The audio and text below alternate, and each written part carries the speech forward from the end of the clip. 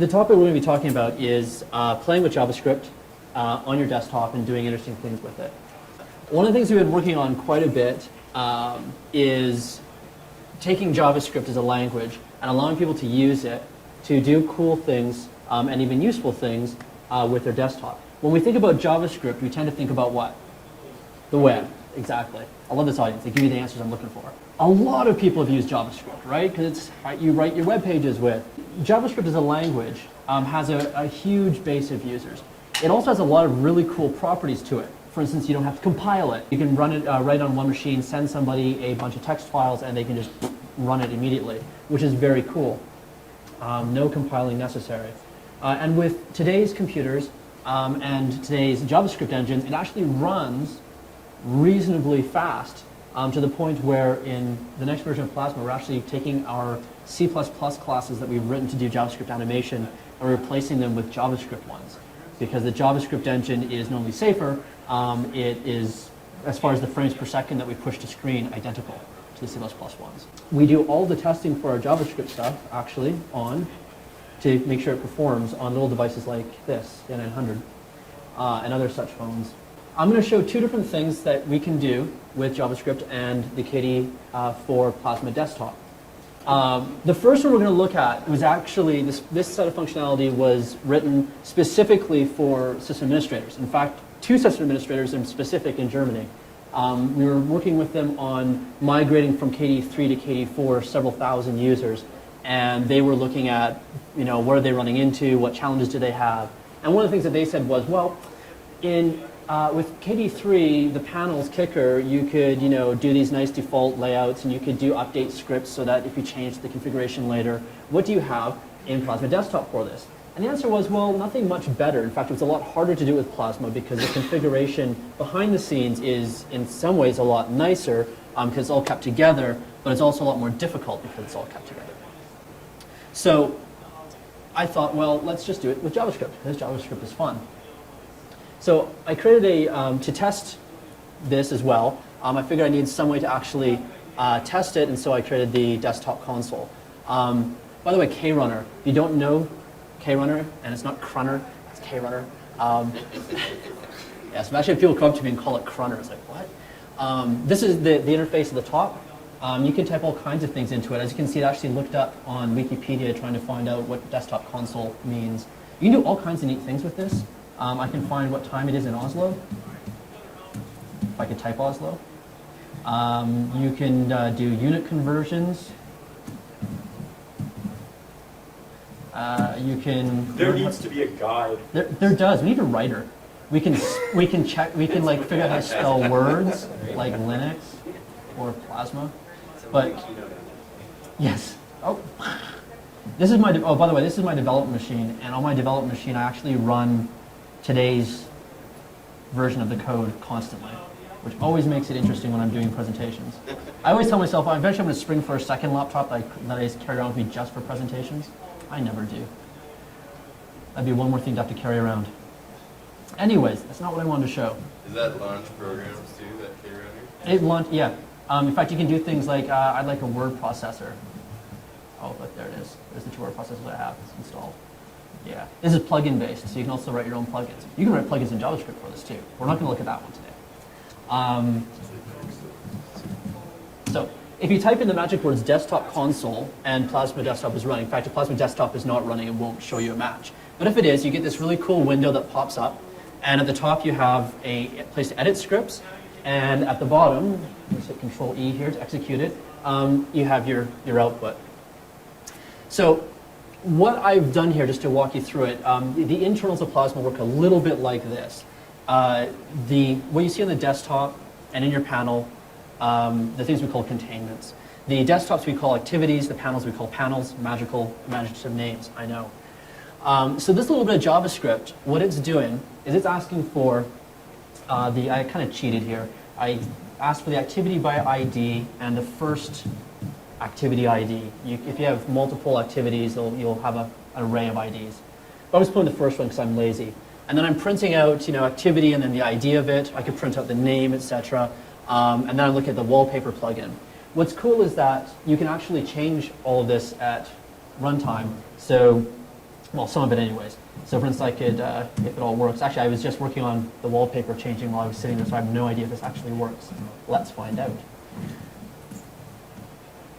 Wallpaper plugin. You misspelled it, Katie. I probably.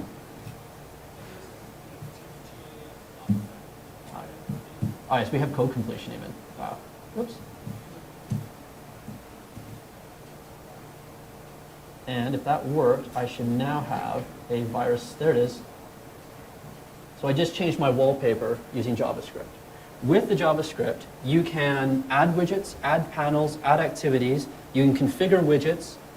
So if you wanted, for instance, to change, some setting in your taskbar, you could do that. If I want to change the height of the panel here, I want it to be anally retentive, and I want it to be exactly 22 pixels high, right? I could do panel by ID, panel IDs 0, and then we'll grab the height and we'll say 22 pixels. And there we go, you can see it just changed. And I go, oh, that was a stupid idea. I actually want it to be 24, change it to 24, execute the script, and it grows a bit. Make it a little bit more obvious, but there we go, 32, back to 24. So this makes it very simple to do scripting. And really, you can control any component on your Plasma desktop. What's also really cool is that you can save and open scripts. In fact, if you go back to your KRunner, do desktop console, and give it a path to a script, it will load that script in the editor for you. So that's all cool. This is actually just for testing. That's what I thought anyways. But I found it so useful, I left it in so that you can actually get to it yourself. If you are a system administrator, if in the KDE, either the system-wide ones or the user-local one, actually no, user-local we don't support, but if you put in any of the system directories in share, apps, Plasma desktop, there's an init and an updates folder. And any JavaScript that appears in init is run when Plasma is first started, Plasma desktop is first started, and then whenever it starts up again after that, well, it also does it on the first run, any scripts that are in the updates get run. So as a system administrator with a large number of machines, for instance, and you go, oh, we want to lock down the wallpaper. You can set immutability, for instance, if people can't change it. Or you want to remove a widget or add a new widget, or you just want to change something for all your users, you write the update script, push it to your file tree, and next time they log in, it gets run. You have the full power for all this. So I can't go over everything you can do because there's a lot you can do. Thankfully, I've also written a guide as I was developing it of all the things you can do. If you go to techbase.kde.org, which is where we keep all of our magical secrets, like how to find unicorns in the woods. Actually, it's mostly about KDE stuff, but yes. If you go to the system administration area, in Plasma desktop scripting, I shall go back one.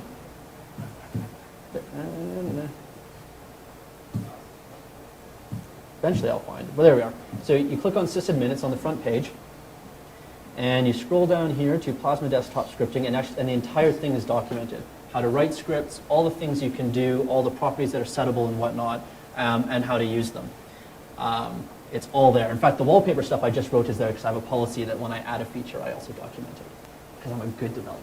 I think that's kind of unique. There really isn't another desktop system out there that lets you do this. For 4.5 that's coming up this summer, what I did was I took out that JavaScript stuff from Plasma Desktop and made it generic, and so it'll actually appear in Plasma Netbook as well as Plasma Mobile and whatnot in future releases. Yeah, well, 4.5. The other thing, and we're actually starting with the whole JavaScript in Plasma, and this is the part that gets me really excited. I mean, system administrators are fun and all that, but what's really cool, I thought, was we've got these really complex widgets that you can put on your desktop. And the way the system was designed, I mean, writing a desktop shell was not, I mean, we had to do that. That was part of the, requirements that we had to deliver, but not really what I was particularly interested in. My internal motivation has become, can we write a framework where we can write a component? So everything that you see here is a separate little plugin component. Can we write a framework such that I can write a component and I can put it on my desktop, or I can put it on my media center, or I can put it on my phone, or I can put it on my netbook or my tablet, and it actually works. I don't mean just displays on screen and you can see your cramped little, crappy UI, or your mouse-centric UI, or your whatnot, something that's not appropriate. But can I actually write it once and have it really work across the entire device spectrum? When I first started doing this, nobody was even really, outside of academia anyways, no one was looking at this problem. I think people are starting to. I think the iPad is the first example of someone, not us, looking at this and going, hey, look, we can do a phone and a tablet, and you can use the same stuff on both. Ooh, there's an idea, right? So the problem, however, with doing C++ with this is it crashes if you get it wrong, right? Which is really not what you want happening on your phone, right? You run an app and it crashes, and you go, oh, well, that sucks. C++ is also really hard. Well, it's more difficult to get right than it probably should be. It's not a trivial language. Very powerful, but yes, equally deadly. So we wanted something that we could control, that we could sandbox. We wanted to give people the ability to share widgets with each other, with the idea and the vision of being able to take my N900, walk into your house, and you're playing some video on your media center, and I can go, oh, well, let me grab the, where's your remote control? And you go, I don't know, it's lost in the seat cushion somewhere. And say, oh, don't worry about it. I pull out my phone, and I grab the controls from your media center TV and put it on my phone. Or I want to be able to walk into a train station in the middle of Paris, which I have no idea what's going on, and go, holy crap, I know I'm supposed to catch this train. Where is it? What track is it on, and when is it going to arrive? And I should be able to turn on my phone or my netbook or my laptop or my tablet, see that inside the train station there's a widget that's published. I should go, oh, good, there's a schedule. Click on it, and I should have an interactive schedule. We actually have a public transport widget it exists on kdelook.org. It's probably going to ship with one of the software compilations, either 4.5 or maybe 4.6, but I'm probably 4.5. And it's really cool because it's driven in the back end by a little bit of JavaScript and whatnot. And what it lets you do is plug it into almost any online source of public transit information. So I wanted this to become a possibility. The problem is that when I let you run code on my stuff, right, if you were here for the last talk about security, right, that's like a really stupid thing to do, right? Well, the neat thing about JavaScript is it was designed from the ground up to be secure and trustable, despite what he says about caching and all that. There are problems in implementations. But the language itself is actually runtime auditable, which is kind of neat. So JavaScript has all these great properties, right in one place, deployed on any kind of device, whether it's an ARM-based phone or an Intel-based laptop. I can have a reasonable chance at securing it, etc. So we've put a lot of effort into allowing you to write widgets like this in JavaScript.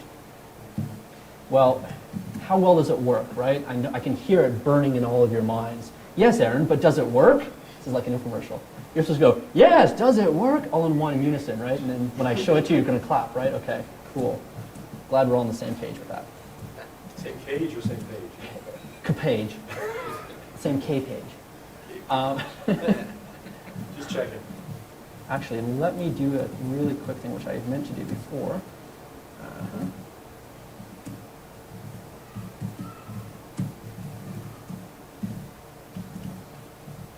So we held a competition recently. Son of a...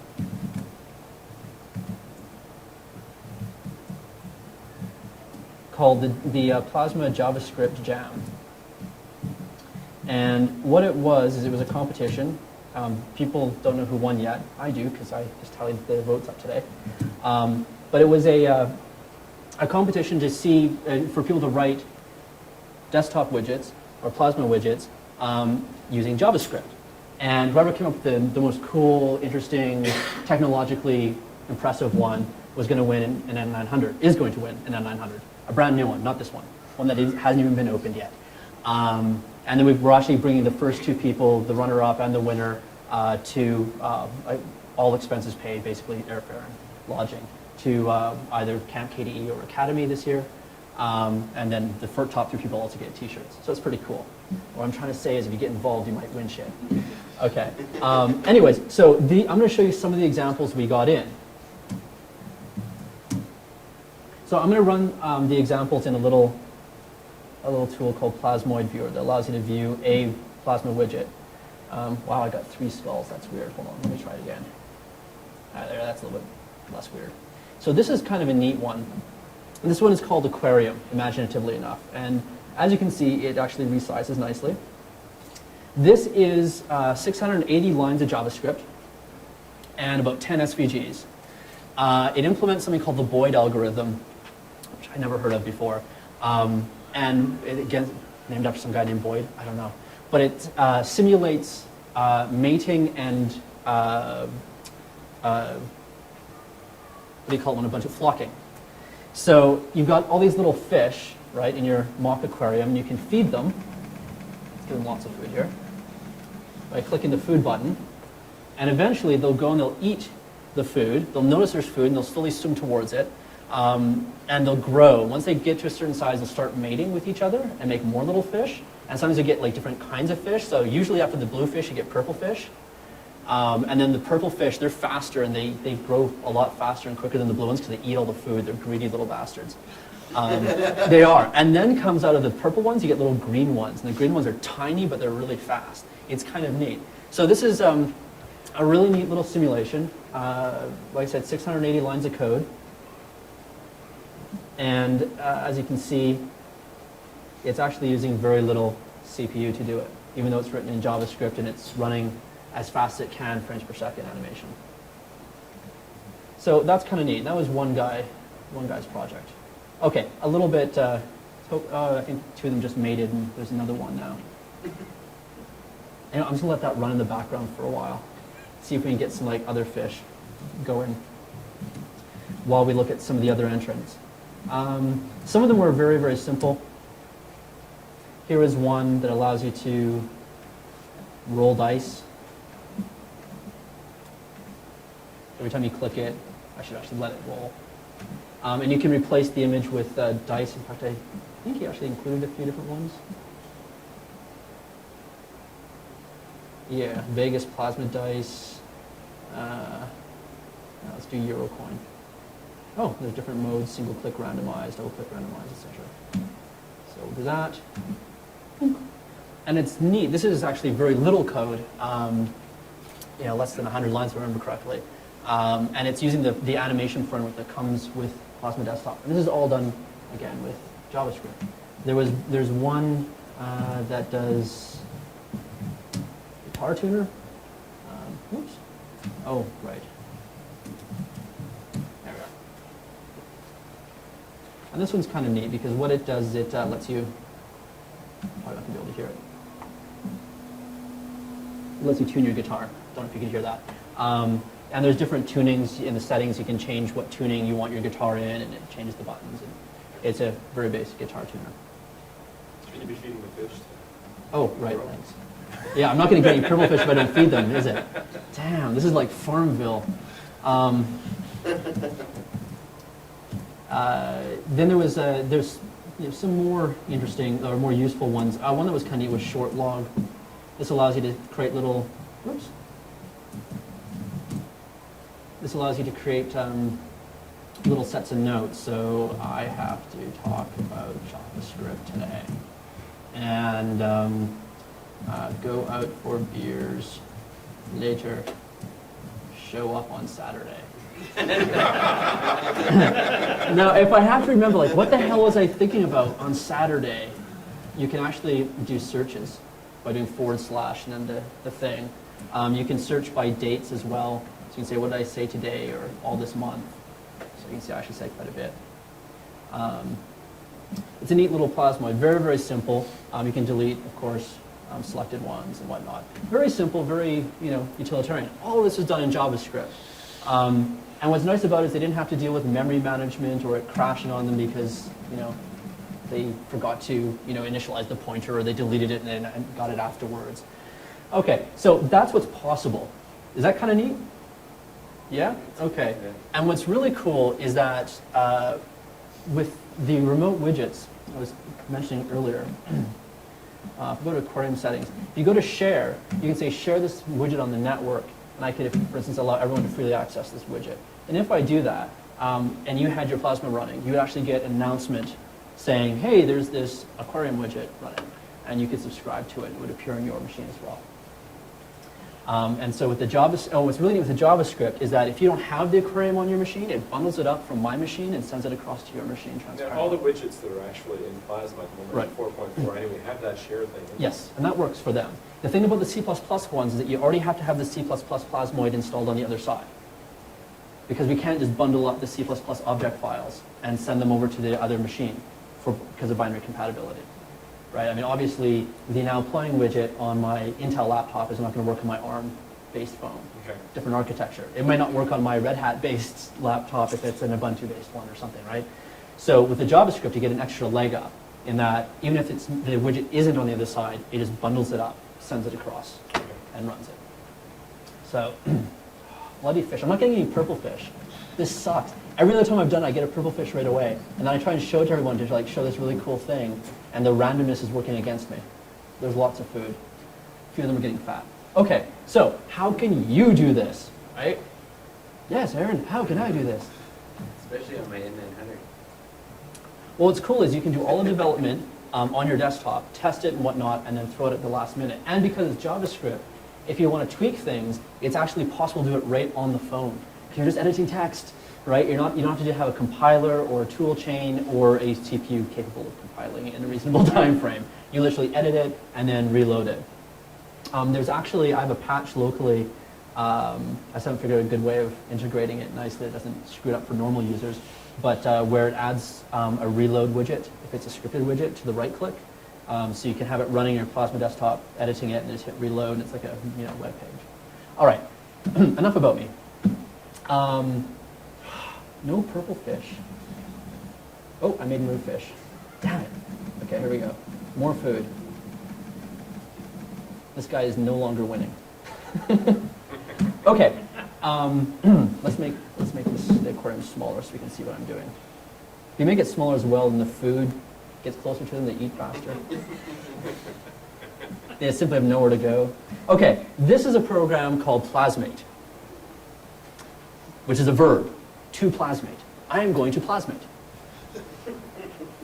And for you dirty-minded people, no, it doesn't mean whatever you're thinking. You can, yes. Go plasmate yourself. Go do something productive. Plasmate a bit. To plasmate is to create add-ons for Plasma-based applications. By the way, Amarok is already using Plasma.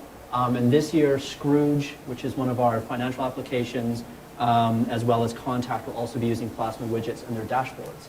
So what you're learning here, while it's applicable to Plasma Desktop, Plasma Netbook, and when we release it this year, Plasma Mobile and Plasma Media Center, you'll also be able to take this exact same knowledge and apply it to other applications, which is pretty cool. Okay, so what I want to do is I want to create, a little bit fast. I want to create a new Plasmoid, so I'm going to hit Plasmoid. And what should we call our new Plasmoid? Harold. COSSFest. Harold did. Oh, that's such Harold a good. Plasmoid. That is such a good one. COSSFest is like topical. Okay, we'll do COSSFest. So you can actually choose JavaScript, Python, or Ruby. Now, caveats about Python and Ruby. Python and Ruby require extra support on the system. JavaScript comes for free, so it's guaranteed to be there. It's also securable. Python and Ruby are semi-securable, but not really.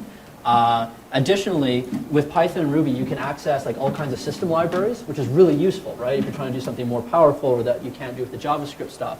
But realize that when you access those system libraries, the people who may use your widget may not have those libraries. And what they'll get is a runtime exception. And then trying to help them figure out what just happened is annoying.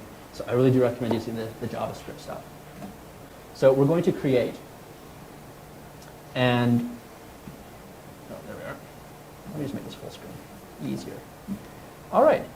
The aquarium, hold on. Let me take off the above all.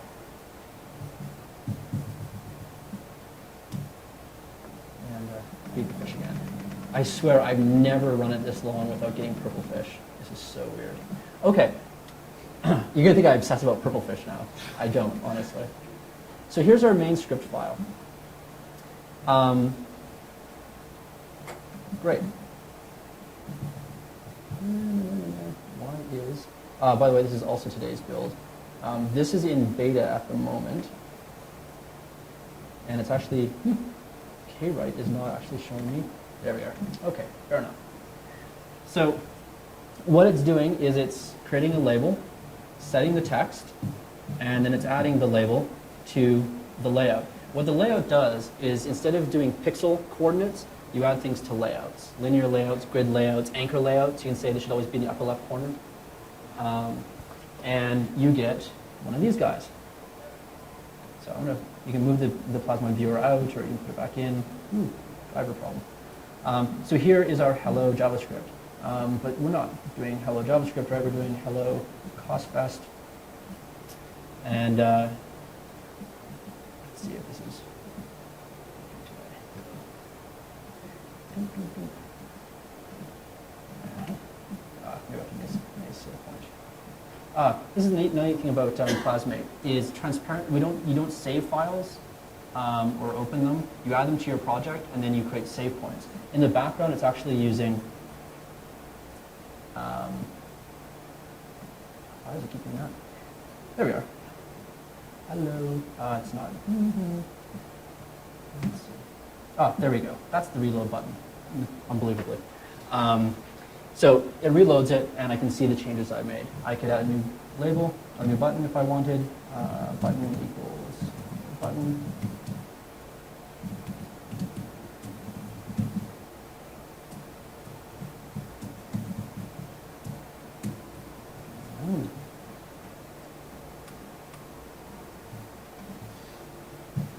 I'm not going to bore you with watching me do a whole big thing. Anyways, whenever I create a new save point, it's actually transparently saving it to disk and then making a commit to Git.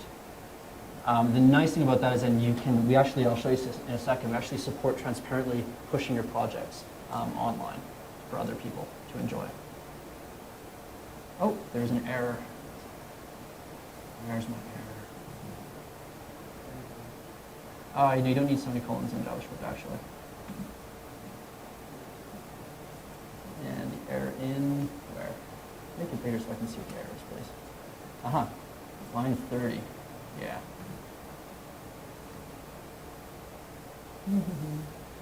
Oh, button. There we go. And so you can, of course, connect things up. So if I wanted that to change, let's see, button dot clicked dot connect, and I'm just going to say, let's create a new function here just to show how that works.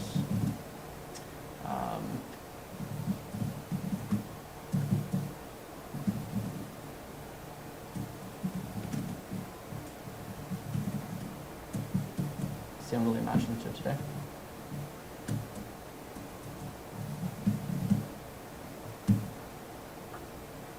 And hopefully that all works. Oh yeah. So it's very simple to actually do your development. You do it very quickly. You don't have to do it using Plasmate though. Before we exit though, what I am going to do, go back to the start page. It does not like this small resolution at all. Hold on for a second. Purple fish. Hey, purple fish. Purple fish? Oh, and he's fat as hell. He's been eating the other fish. Wow, I guess if you don't feed them, they eat the other fish? I did not know that. Purple cannibal. Wow. They're like cichlids. Apparently. So I can import a widget from Get Hot New Stuff. So let's say I wanted to change the, I don't know, make progress. This is one of the contest people, actually. I'll install that. Close. And it'll automatically load this guy's code. I can now edit it, change it, and then if I wanted to, when I'm all done, I could hit publish, and I could actually publish it online using my opendesktop.org account. So you can take other people's stuff, make it better or different, and upload it. You can also take your own original creations, hit publish, and upload it, and it becomes available for everyone else on kdelook.org, which is pretty cool. Okay, so Plasma is not your only option. Or Plasmate, I should say, is not your only. Plasmate is your only option. Plasmate is not your only option. The way that JavaScript widgets are put together is they're a bundle of files, essentially. When we ship them as a zipped file with the .plasmoid suffix. But when you're working on them, they're actually just a directory listing. So actually, let's go into the aquarium. Actually, let me do this in Dolphin because big icons are pretty.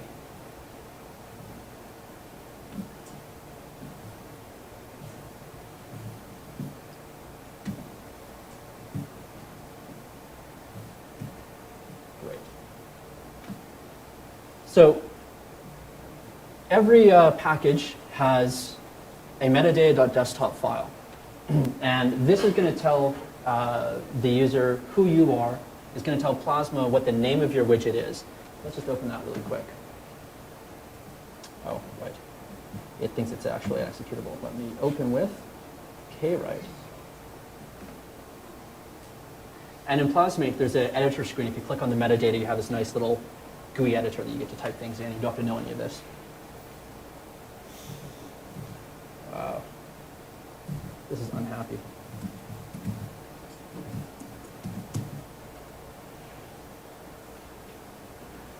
So these files are very simple. Essentially, all you really have to change is your name.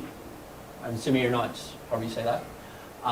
Your email address, a license that you wish to release it under, your website's optional, and then the plugin name. The plugin name needs to be unique globally. So think about using like the org.foo or com.foo that you use with Java or websites. That's a good way to ensure global uniqueness. Otherwise, that's pretty much it. You can define what the default size is in there as well. From there, oops.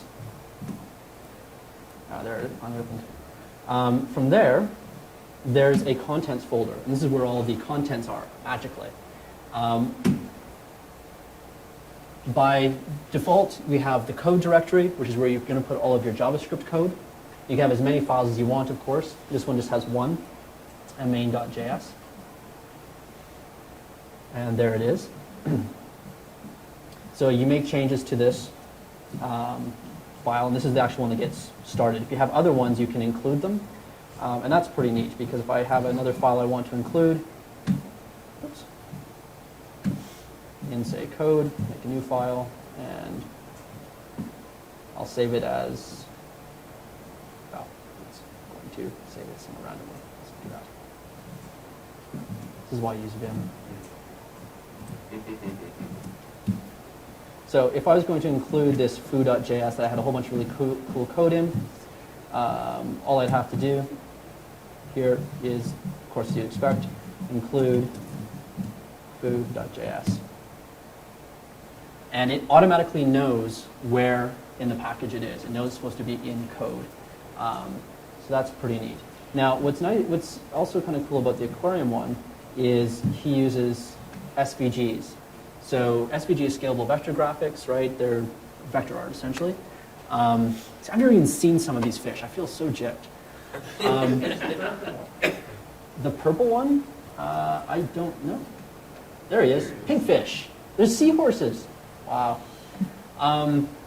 So he's got all of these SVGs. Now, let's look for pink fish. So there, he's actually creating SVGs here. This is actually really cool. Let me make that a bit bigger for you.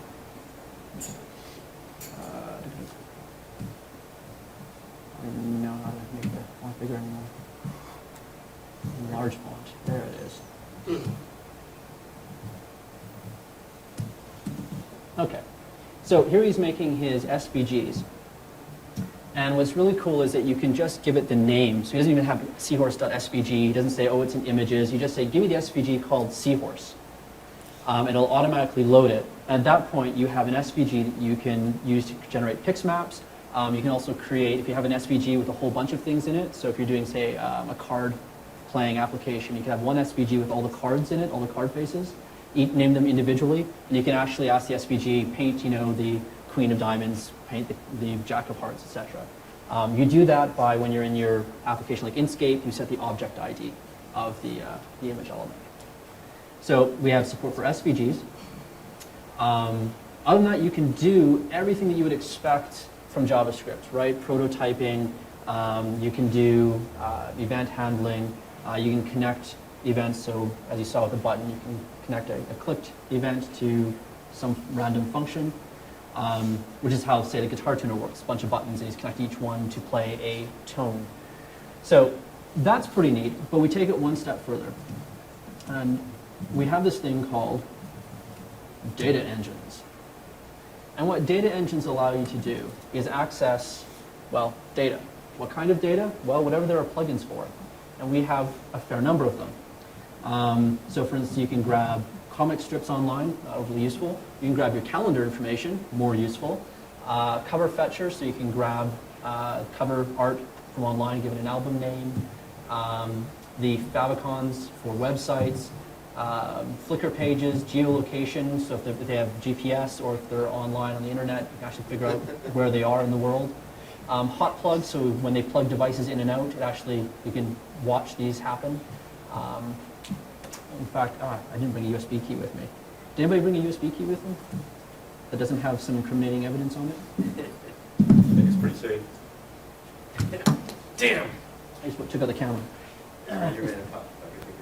Okay, so here we have the hot plug engine. I have nothing plugged in. And if all works out, there we are. So it showed up in the data engine. And in fact, my widget here for dealing with devices pops up as well. It's actually using the data engine in the background.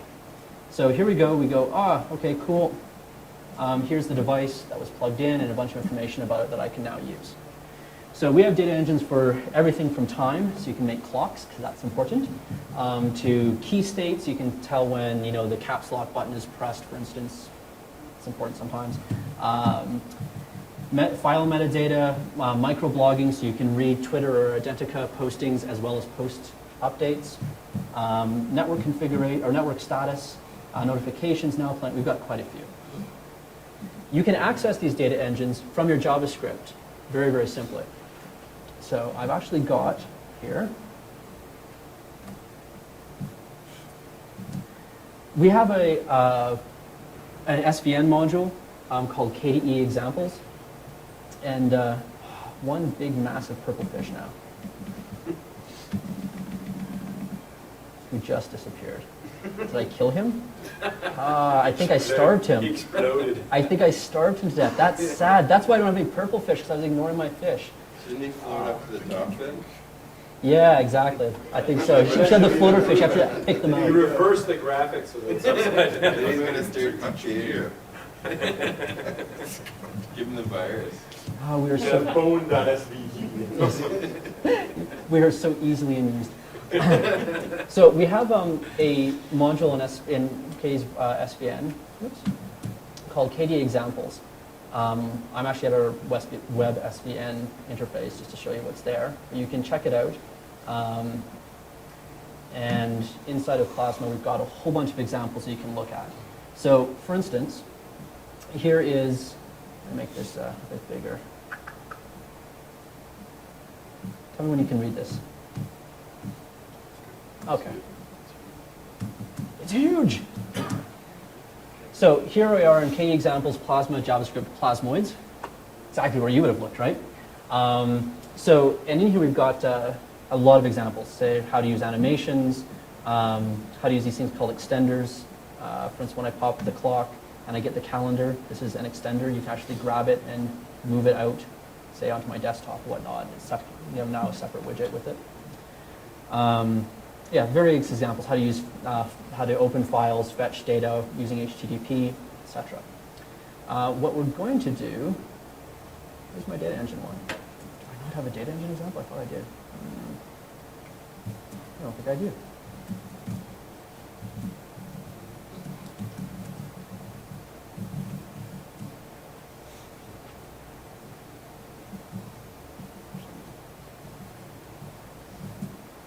There we are. Aha. I do. Tiger. Cool. This is the one I always abuse. It's actually, I need to check it in so that you can actually get it as well. So to get a data engine, they all have names. So in this case, I'm grabbing the time engine, and I'm querying for UTC. And what I'm going to get back is I'm going to get back the date, the time zone, so if there's a city associated with it, for that time zone. What you can also do is, as you can see in this example, data engine time, connect source, UTC, and then I'm connecting it to mine, which is a function somewhere up. Oh, there it is. It'll be up above. Attaching it to mine, the object, and this little guy says update me every 100 milliseconds. So what this is going to do is is 10 times a second, it's going to call this object's function with the data for UTC. So 10 times a second, I'm going to get the date and time for UTC. Why, I don't know. But this gives you an example. And so you can do this with absolutely anything. If I want to get notified whenever something was plugged in or out, I should be able to. So I'll say call for the hot plug engine. And then I can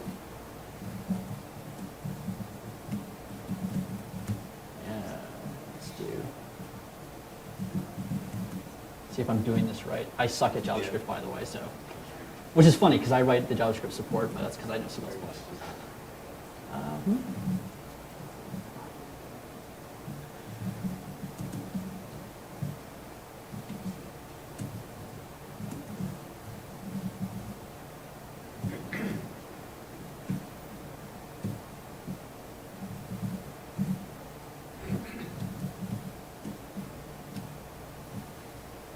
Okay, and so that.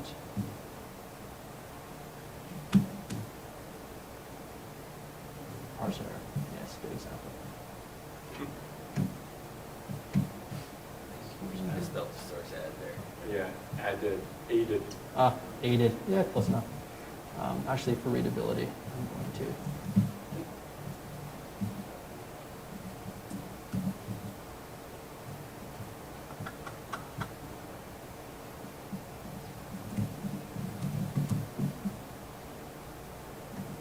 So yes, there's my time object updating 10 times a second. Let me stop that,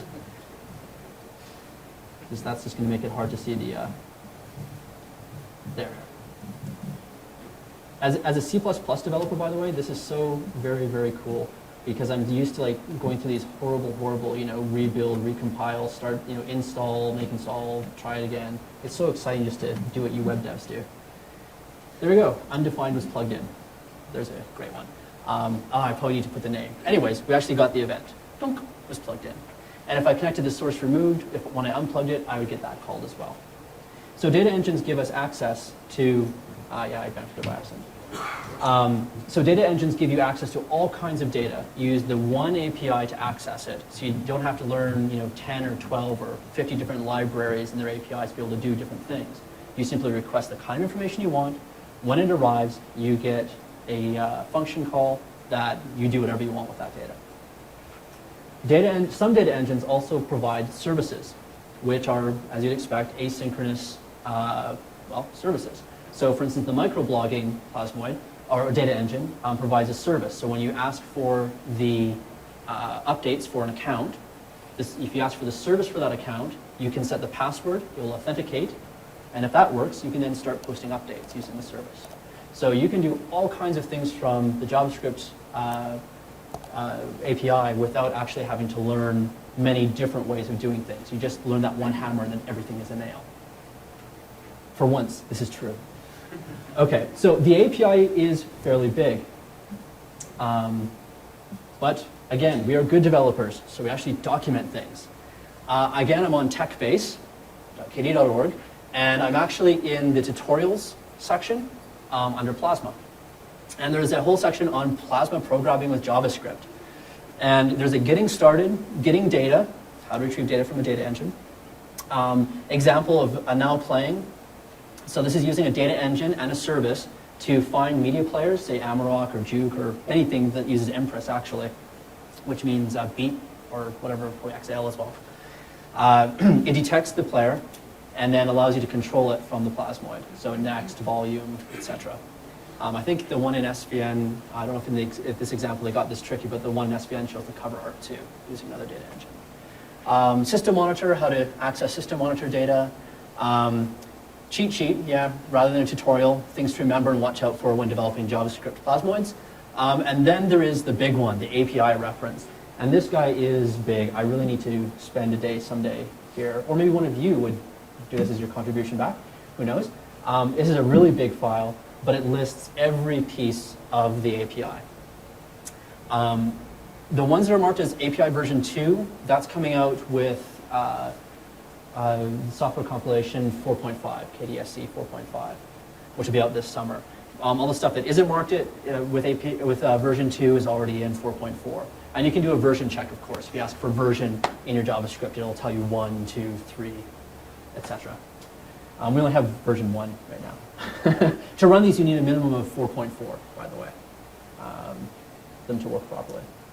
So this goes through every piece, like I said, every bit of it. It's great reading, fun. Sit back in the bathtub and the warm printout. So some of the more important bits, there's a global plasmoid object that gives you access to the environment. I jumped past it really quick in Plasmate, but in the previewer you could set things like form factor and location. Every plasmoid knows about where it is in the application. So if it's in a panel, it's going to know that, and it's a horizontal panel, it's actually going to know that its form factor is horizontal. If it's in a vertical panel, it'll, well, say it's form factor vertical. If it's on the desktop or on your phone, it'll say form factor is planar. And this gives you a hint as to how you should lay things out. If it's in a horizontal panel, you probably want to lay things out horizontally versus vertically, right? And you want to conserve more space when you're constrained versus when you are planar. You also get access to things such as when your size changes, the user changes the size of the plasmoid, you can react to that. The location, are you on the left, the right, the top, the bottom, floating? Those are the most useful. Oh, immutability as well, so you can see if the user is actually allowed to change your widget right now. So if you have actions that you put in the right-click menu, you may want to remove or disable some of them based upon immutability. You can read and write configuration data. Something we're going to be introducing in API version 2 as well is a unified storage mechanism. Right now you have to do that yourself. But in API version 2 there will also be a Plasma storage, much like HTML5 storage actually. There's a bunch of global enumerations that become handy. There's user interface elements. So you've got checkboxes, combo boxes, frames, group box, label, line edit, push button, radio button, scroll widget, scroll bar, slider, spin box, tab bar, text edit, tool button, tree view, video widget. Yes, you can play videos and audio using the video widget unintuitively. We also have busy widget, which is the thing that spins when it's busy. You can actually say my plasmoid is now busy. You go busy equals true, and you get this neat little spinner that just spins until you say busy equals false. Flashing labels, icon widgets, item background. One of the things that we have, for instance, in KRunner here, if I search for marmot, I have no idea how to spell it. So this little guy, when I move up and down, it's animating between the background, and it does it nice and smooth. That's actually an item background, and all the animation's handled for you. We've got meters, so you can do, tachometer style or bar meters. We have graphs. SVG widgets, so you can take an SVG and put it into a widget, and it does all the painting for you, for the ultra lazy. And web view, so you can view web content using your Plasmoid. So you can write a little web browser or a web browser snippet, or just show web content. The web view supports flicking, it supports zooming, proxies, form password save or form content saving, all that great stuff. Layouts, animations, and on. How to do painting directly to it. And then data engines are covered, services, and then extensions. This is kind of an interesting thing. Being able to access the file dialog, do file input-output, network input-output, HTTP, and launching applications, those are not there by default. You actually have to request them. And you request them and it shows you how if you click on extensions, quite clearly. I'm going quick, so I'm running out of time. It shows you exactly how to request them.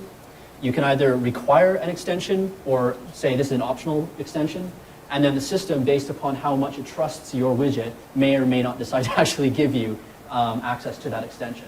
If it's a required extension, it will error out and go, I'm not going to run this.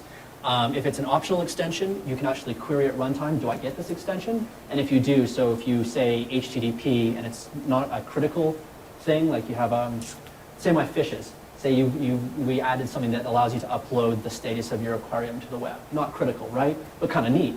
So if you wanted to do that, you might say optional extension HTTP, and then in our JavaScript we can say, we can ask, does the extension exist? And if so, we can put that feature into our Plasmoid at runtime, which is kind of neat. But these are all extensions, so, and we can add other extensions. In fact, if you're a C++ guy and you want to do really crazy stuff, you can actually write your own C++ extensions, install them, and then access them via JavaScript as well. Obviously not very portable, but it does open up more doors.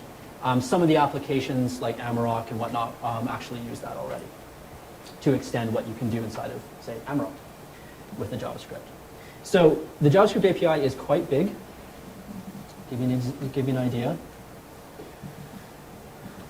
It's all documented. Well, it's 90-something% documented. There's still some details missing here and there, but I spend an hour here, an hour there, almost every day working on it. So it's getting there. If you have questions or comments about it, you can find us on IRC and #Plasma, on irc.freenode.net, or you can email plasma-devel@kde.org. So that's two cool things that you can do with JavaScript on your desktop. One, you can write entire little mini applications, aka widgets, and you can also script your desktop to make your panel bigger or add widgets or reconfiguration. This is just the beginning, which is, I think, really cool. We have the start of the ability to write data engines in JavaScript, and we have the beginning of the ability to write KRunner plugins in JavaScript as well. Both of those should be finished in time for 4.5. So you can do more and more and more, and as you can see, there's a lot of things tagged with API version 2. We're adding to it with every single release, and we're adding to it actually in response to people who use it, right? They use it and go, how do I do this? And usually it's either a, oh, well, here's how, and they go, wow, that was really easy, or I go, oh yeah, I hadn't thought about that. That's interesting, or why do you want to do that? And they go, well, here's my very good reason. And I go, oh, okay, sure. And then we add it. We are trying to keep the API manageable. It is pretty big already, but we try and keep it manageable so that the idea is that you can get in and in 15 or 20 minutes you actually have something that you can actually be somewhat happy with and go, cool, look what I made. And then you can upload it to kdelook.org and other people can vote it down or up, as the case may be. So that is kind of where one of the directions we're headed with the Plasma project. Basically trying to create an amazing universal canvas that runs across the entire device spectrum from small devices to big devices, and putting in your hands a dynamic, modern language to actually extend it and play with it. Thank you for that. Questions, queries, answers, tomatoes? I know it's like late in the afternoon, I was like, oh God, I'm tired. What would be an example of something that you can do with Python, or I guess more specifically, is I saw geolocation somewhere. Yeah. So, for example, would you be able to access the GPS from 1.900? Absolutely. Yeah. Yeah, that works What right would now. be an example of something you can't then? Like something Less and in your less. device. Basically, if there isn't a data engine for it, then you can't. Okay. Right? The JavaScript API gives you file I/O, network I/O, HTTP, and the ability to launch applications and commands. Those are the extensions. Other than that, you have UI elements, SVGs that you can paint with, pix maps. You can also load PNGs, JPEGs, etc. Slice and dice them, paint them.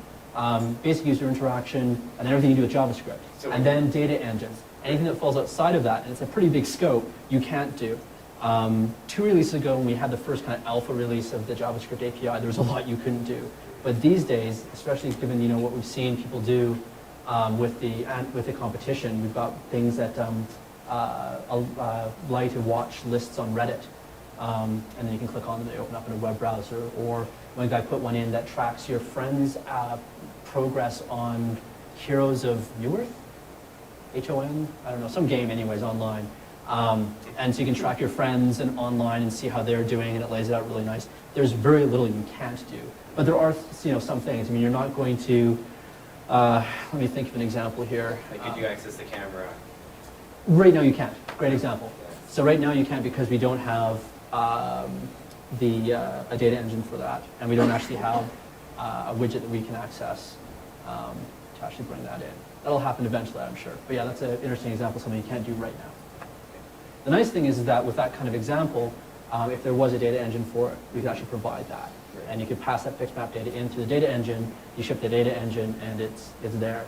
When designing the whole concept of widgets, one of the things I really didn't like when I looked at other people's widgets, widget APIs, is that it's like this big welded together hunk of metal, right? So you look at like the Yahoo API or the Google Gadgets API, and they try to think of, okay, what would people want to do with widgets? So we'll apply system information and we'll put all this different stuff, 99% of which you don't care about. So what we've done differently with Plasma is we have just the core UI, right? Paint things, put user interaction elements, be able to load data, save data, etc. Then the actual API to do stuff, right? Like if I want to get the CPU temperature, or if I want to post a update to my Twitter account, those things are all done using data engines, which are plugins.